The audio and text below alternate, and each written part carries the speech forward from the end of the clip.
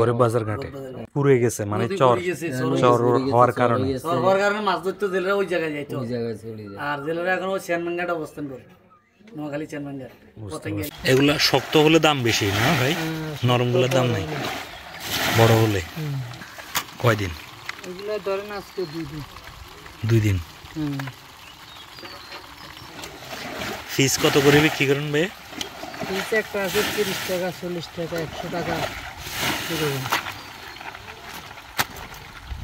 মরে গেলে তো দাম নাই না।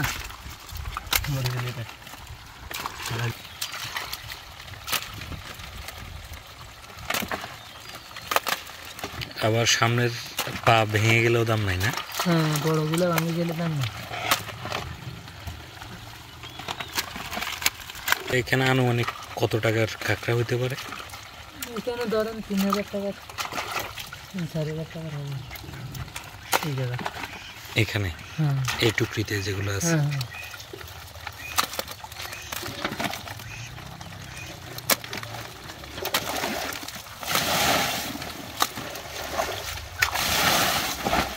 এটা তো হচ্ছে হাতিয়া উপজেলার ভৈরব বাজার না? ভৈরব বাজারটা কোন ইউনিয়নে পড়ছে?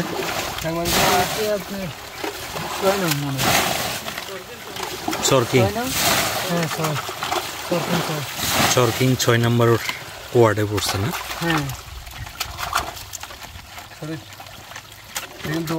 এটা হচ্ছে ভৈরব বাজার সংলগ্ন যে খাল রয়েছে, খালে ভাইরা দীর্ঘ 2 দিন পরিশ্রম করে এই কাঁকড়াগুলো পেয়েছে।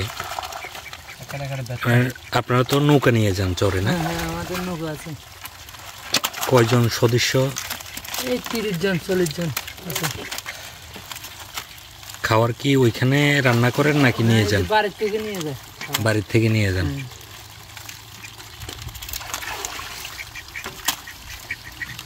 এটা হচ্ছে 2 দিনের পরিশ্রমের ফল।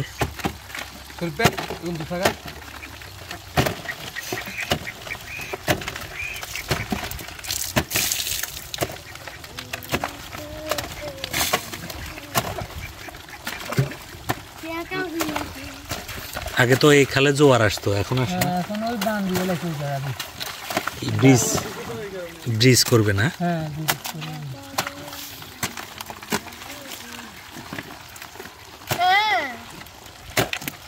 এখানটা ধরে নিয়ে মারলো।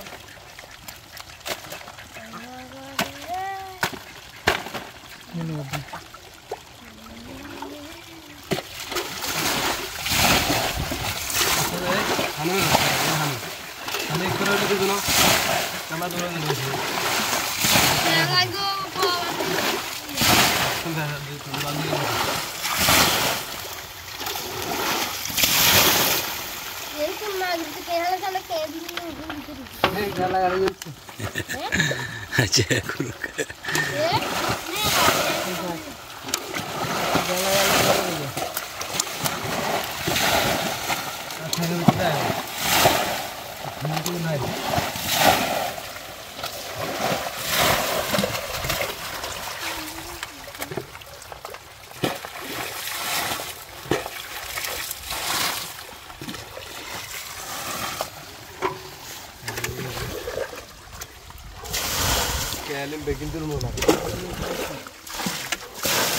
গরমে তো নষ্ট হয় না কাঁকড়া?